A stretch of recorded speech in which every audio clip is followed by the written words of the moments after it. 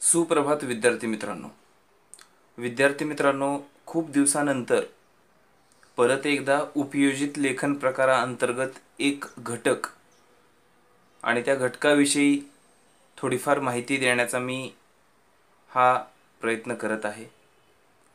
उपयोजित लेखन प्रकाराअंतर्गत आपण जाहिरात लेखन, प्रसंग लेखन, पत्र लेखन, अनुभव लेखन सोबतच निबंध लेखन, निबंधाचा सुद्धा एक घटक आपल्याला अभ्यासायचा असतो नेहमीच।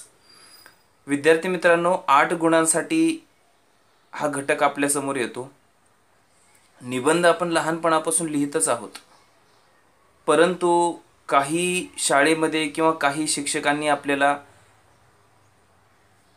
सारख्या पद्धतीचेच निबंध लिहायला आपल्याला दिलेले आपल्याला आठवत असतील, किंवा त्याची मर्यादा किंवा त्याचं स्वरूप आपण तेवढंसं मोठं केलेलं नसतं।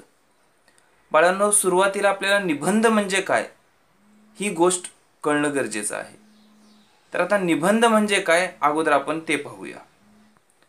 तर विद्यार्थी मित्रांनो, निबंध म्हणजे काय तर सुरुवातीला आपल्याला नि अधिक बंध या दोन शब्दांना एकत्रित केल्यानंतर निबंध हा शब्द तयार झालेला आपल्याला दिसून येतो।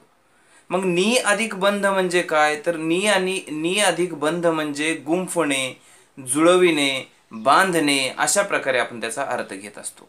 याचा अर्थ काय की नीट बांधलेला, नीट जुळविलेला, नीट गुंफलेला जो असतो तो असतो निबंध। एखाद्या विषयाच्या संबंधाने माहितीच्या, ज्ञानाच्या, कल्पनांच्या आधारे एकत्रितरित्या करून जे काही विचार आपण लिहिलेले असतात त्याला निबंध असे म्हणतात। किंवा असंही म्हणता येईल आपल्याला की एखाद्या विषयाला धरून मनातील विचार, मनातील भाव, मनातील भावना या सूत्रबद्ध रीतीने ज्यावेळेस आपण गुंफतो, ज्यावेळेस ते आपण लिहितो, त्यालाही आपण निबंध म्हणायला हरकत नाही। पण निबंध कसा असावा? निबंध हा वाचकाला भारून टाकणारा असावा। निबंध लिहिल्यानंतर तो कमीत कमी 3 ते 4 परिच्छेदामध्ये लिहिलेला असावा। परिणाम करणारा, मतांना आपण जे मांडलेले जे मत असतं, जो आपला विचार असतो त्याला पुष्टी देणारा असावा, नीटनेटका असावा, स्वच्छ असावा, पद्धतशीररित्या लिहिलेला असावा, आकर्षक असावा, त्यामध्ये कविता, त्यामध्ये चारोळ्या यांचाही समावेश असलेला असावा आणि निबंधाचा समारोप ही त्या विषयाला पूरक असावा। निबंध ही खरं तर कला आहे। जसं पत्रलेखन कला आहे तसं निबंध सुद्धा एक कला आहे। कुणालाही निबंध सहजासहजी लिहिता येत नाही। त्यासाठी तुमची कल्पनाशक्ती, तुम्ही विचार कसा करता, तुम्ही कशा प्रकारे विचार करता, या सगळ्या गोष्टींचा आपल्या मनामध्ये विचार येणं गरजेचं आहे।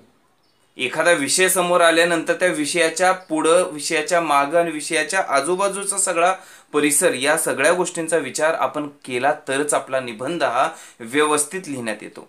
खूप मुलं मला प्रश्न विचारतात, खूप मुलांचे मला मेसेजेस येतात की निबंध हा किती लिहावा?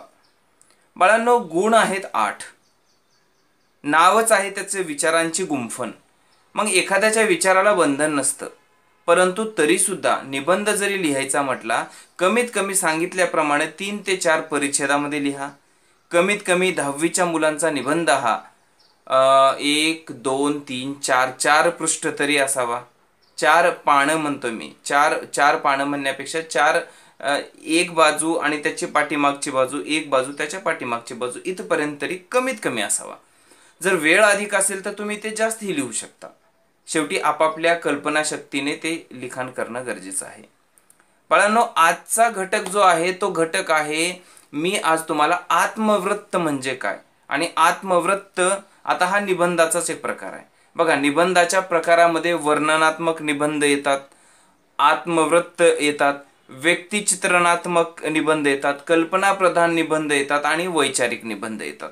त्यापैकी आज आपल्याला जो शिकायचा आहे किंवा ज्याविषयी मी माहिती सांगणार आहे तो घटक आहे आत्मवृत्त, किंवा त्याला आपण आत्मकथन, किंवा त्याला निवेदन, आत्मनिवेदन, मनोगत, कैफियत, किंवा एखाद्यासमोर गाराने मांडणारा जो काही निबंध असतो, असे अनेक वेगवेगळ्या शब्दामध्ये या आत्मवृत्ताला आपण घेत असतो।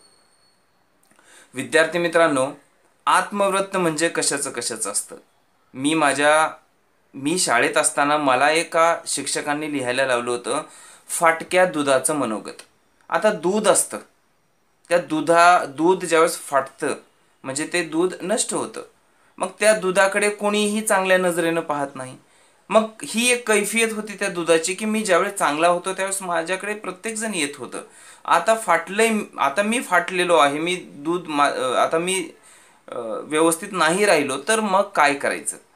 तर यावर मी निबंधाची सुरुवात कशी केली असेल. सुरुवातीला मी दुधाचा जन्म, ते एखाद्या भांड्यात जातं आणि ते एखाद्या दूधवाल्याच्या गाडीमध्ये हसत खेळत ते शहराकडे येत असतं. शहराकडे आल्यानंतर आमच्यामधल्या काही अवयवांचा काय झालेलं आहे, म्हणजे कुठंतरी थोडं दूध दिलं, इथं दूध दिलं, तिथं दूध दिलं, म्हणजे अशा प्रकारे आम्ही नष्ट होत चाललो होतो. शेवटी आम्हाला गरम उकळत्या भांड्यामध्ये टाकलं. अशा प्रकारे मी तो निबंध लिहिलेला होता. बाळांनो, आत्मवृत्त ज्यावेळेस आपण लिहितो त्यावेळेस आपल्याला काही गोष्टी खूप महत्त्वाच्या आहेत, त्या जाणून घेणं गरजेचं आहे. बघा, सजीव किंवा निर्जीव वस्तूला बोलतं करण्याचा किंवा त्याची कैफियत ऐकण्याचा हा एक मोठा फायदा हा निबंध लिहिताना भेटतो. सजीव निर्जीव वस्तूला आपण ओळखत असतोच. एखाद्या वस्तूविषयी आत्मवृत्त लिहायला लावलं तर ती वस्तू, उदाहरणार्थ फाटक्या पुस्तकाचं मनोगत जर लिहायला लावलं तर तुम्ही फाटलेलं पुस्तक पाहिलेलं असतंच, त्याची अवस्था काय आहे तीही पाहिलेलीच असते. मग त्या पुस्तकाच्या निमित्ताने तुम्हीच स्वतः फाटकं पुस्तक आहात. म्हणजे काय होतं की आत्मवृत्त किंवा आत्मकथन या निबंधाच्या माध्यमातून असे वेगवेगळे विषय, अशा वेगवेगळ्या नजरा आपण स्वतःकडे पाहत असतो. म्हणजे मी फाटलेलं पुस्तक आहे, मी फाटलेलं दूध आहे, मी नदी आहे, मी सैनिक आहे, म्हणजे जे काही आहे ना ते मी आहे. मी माझ्या नजरेतून मी वेगवेगळ्या गोष्टींना पाहत असतो. मग आज आपल्याला जो आत्मवृत्त लिहायचा आहे त्यासाठी महत्त्वाच्या गोष्टी कोणकोणत्या असतात, त्याचे कोणकोणते विषय येतात हे पण आपल्याला पाहायचं आहे. आणि त्यानंतर एक उदाहरणादाखल मी एक निबंध सुद्धा तुम्हाला या ठिकाणी छानपैकी वाचून हे दाखवणार आहे. तर चला आता वळूया आपण की या आत्मवृत्त लिहित असताना कोणकोणते मुद्दे महत्त्वाचे आहेत. तर बघा बाळांनो, हे जे काही आत्मकथन किंवा आत्मवृत्त आपण लिहित असतो यासाठी पहिला महत्त्वाचा मुद्दा सजीव आणि निर्जीव घटकाबाबत सर्वसमावेशक विचार आपला असावा. सर्वसमावेशक, असं नाही की सजीवाविषयी जास्त विचार करा, निर्जीवाविषयी कमी विचार करा. आता मला पुस्तकाचं मनोगत लिहायचं असेल तर तो निर्जीव आहे, परंतु तरी सुद्धा त्याचा सजीवाप्रमाणेच सर्वसमावेशक विचार आपल्याला करावा लागणार आहे. क्रमांक 2, त्यांच्या भावना, त्यांचं सुख, त्यांचं दुःख, सवयी आणि त्यांची उपयोगिता हे सर्व काही आणि त्यांचं कार्य या सर्वांचा शोध निरीक्षण शक्तीने घेणे गरजेचं आहे. म्हणजे आपली निरीक्षण क्षमता, निरीक्षण शक्ती ही अधिक असणं गरजेचं आहे.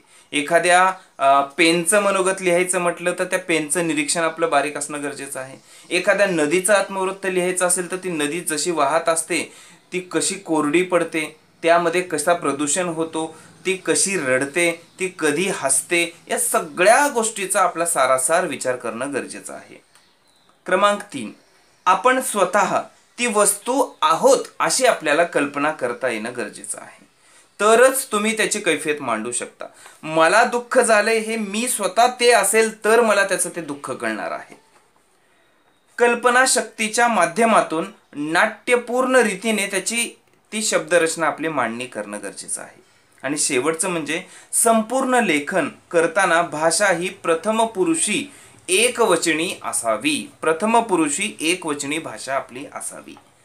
आता विद्यार्थी मित्रांनो, महत्त्वाच्या गोष्टी म्हणजे या की आत्मवृत्त लिहित असताना आपल्याला प्रश्न कसे येऊ शकतात. पहिला प्रश्न येतो, आपल्याला शीर्षक दिलं जातं. उदाहरणार्थ नदीचं आत्मवृत्त लिहा, सैनिकाचं आत्मवृत्त लिहा, फाटलेल्या पुस्तकाचं मनोगत लिहा, अशा प्रकारे येतं. किंवा दुसरा प्रकार आहे तो म्हणजे एखादा घटक किंवा एखादी वस्तू तुमच्याशी बोलत आहे असं समजून त्याचा आत्मवृत्त लिहा, असंही सांगितलं जातं. उदाहरणार्थ एखादा घटक, एखादी वस्तू बोलत आहे, म्हणजे घड्याळ, तुम्हाला घड्याळीचं चिन्ह दाखवलं असेल आणि ती तुमच्याशी बोलत आहे तर घड्याळीचं आत्मवृत्त लिहा. त्याला काय दुःख आहे, त्याला काय वेदना आहेत, तो सुखी आहे का, त्याला काय ताणतणाव आहे, या सगळ्या गोष्टींचा सारासार विचार आपल्याला करावा लागतो. आणि तिसरा घटक म्हणजे काही मुद्दे दिले जातील आणि त्या मुद्द्यांच्या आधारे तुम्हाला त्या गोष्टीचं आत्मकथन, मनोगत आपल्याला लिहायचं असेल. उदाहरणार्थ एखादा आरसा, त्या आरशा संदर्भात काही मुद्दे दिलेले असतात. ठीक आहे, या मुद्द्यांचा विचार करून आपल्याला आत्मवृत्त, आत्मकथन लिहायचं असतं. बाळांनो, एक उदाहरणादाखल आपण एक मनोगत, एक आत्मवृत्त सुद्धा या ठिकाणी मी तुम्हाला सांगणार आहे, त्याचं वाचन करणार आहे.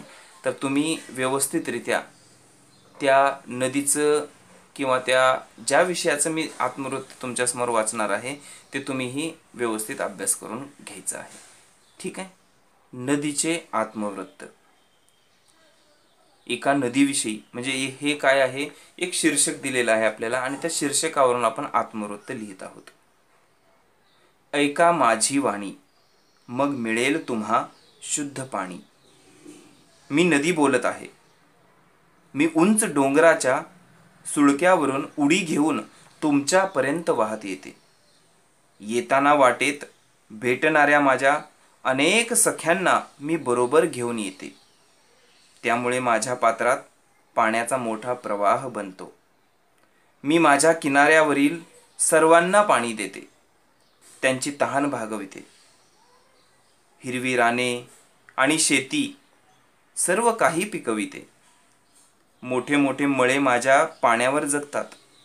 पशुपक्षी माझ्या सानिध्यामध्ये राहून त्यांना सुख आणि समाधान मिळते. वाघ आणि हरिण यांच्यासारख्याच प्राण्यांनाही मी पाणी देते. माझ्यामध्ये मी कधीही भेदभाव करत नाही. माणसाचं तन मन माझ्यामुळे शुद्ध होतं, म्हणूनच मला ते सर्व पवित्र मानतात. पण आज मी अस्वच्छ होत आहे. ज्यांना मी स्वच्छ करते ती माणसेच मला आज अस्वच्छ बनवत आहेत. शहरातील गटाराचे पाणी माझ्या प्रवाहामध्ये सोडून मला प्रदूषित करत आहेत. शिवाय अनेक प्रकारचे कारखाने आपले विषारी पाणी सोडून मला विषारी बनवत आहेत. याचे परिणाम तुम्हा माणसांनाच भोगावे लागणार आहेत. नव्हे ते आतापासूनच तुम्ही भोगतही आहातच. तरीही तुम्ही सर्व माणसे आणि सर्व प्राणी कानावर हात ठेवून आणि डोळ्यावरचे कातडे ओढून बसला आहात की काय, असं मला वाटत आहे. नाना तऱ्हेचे रोग दूषित पाण्यामुळे होत आहेत हे तुमच्या कधी लक्षात येणार?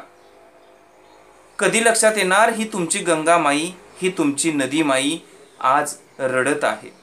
कधी लक्षात येणार ही गंगामाई आज या ठिकाणी खितपत पडत आहे?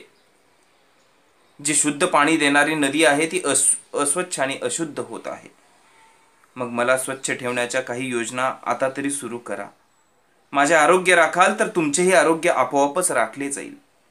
मग तुम्हाला पश्चाताप करण्याची वेळही येणार नाही. मी नदी बोलते, नदी.